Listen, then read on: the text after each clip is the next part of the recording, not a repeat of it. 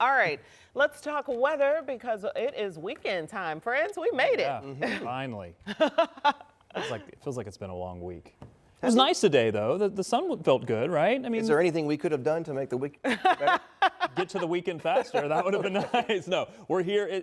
Overall, I think the temperatures aren't dramatically cold. No. But it is certainly going to feel like February over the next week or so. We've got some little wintry precipitation for tonight. So let me dive into that. I think we're going to be looking at the clouds that are filtering in right now, really thickening up through the evening. Temperatures are into the 30s. The average high this time of year is 38. We're pretty close to that for right now for our daytime high temperature. Still a couple of peaks of sunshine here and there, but really the key is that the clouds are filtering in and a little bit of moisture is coming with that. Now, that's going to try to move into an air mass that at some point is going to drop back down below freezing. It's going to be brief and there's not going to be much moisture, but that's the key and the timing of that. Will we see any very light freezing rain during the overnight? Temperatures are currently into the 30s. I do suspect that as those clouds continue to filter in, once we lose that sunshine, we'll see the temperatures drop down below freezing.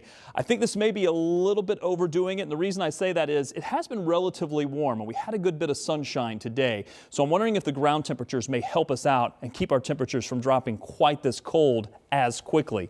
But there will be some drizzle out there and that may lead to some freezing drizzle, some glaze. We'll have to watch some of the untreated bridges and overpasses very briefly. Here's what I mean. Notice the areas where the clouds haven't moved in, they're able to drop down below freezing, but where the clouds have rolled in, it actually keeps you a little bit warmer, acts as a little bit of a blanket, and as more of those clouds filter in, it may actually warm up some of those locations that drop below freezing and before that moisture really arrives. And this is really just going to be a spotty drizzle or a light rain through the overnight. By the time the temperatures warm back up above freezing, I think things are improving, and so then when the heavier rain arrives sometime late morning through midday, the temperatures are finally well above freezing, approaching 40 degrees in some locations. That'll move out of here by Saturday evening. I think if you have evening plans, most of the rain may be out of here. Sunday looks dry for now. I actually took out the flurry chance for Sunday, although it wouldn't surprise me if a snowflake or two pops up on Sunday, but I think it's really more mostly cloudy than anything else.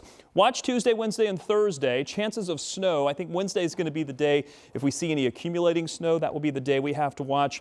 Otherwise, we'll keep an eye on that one to see how much we're going to see. Traffic-wise, there is something that we're watching. One significant issue that's popped up on the screen, although things are improving, and it's going to be here on Interstate 69. This is northbound. This is in Fishers. We are looking at just past the Indiana 37 exit. We're looking at a big slowdown, and the reason why is if my camera is still working, because this has been in and out, we're seeing there was a vehicle fire earlier. Earlier we did have the right two lanes blocked, but both of those lanes have now been opened. You can still see that the volume of traffic is still pretty heavy right now, and we're going to continue to see that until all of that congestion is relieved. It's going to probably take it about 30 minutes or so before that happens.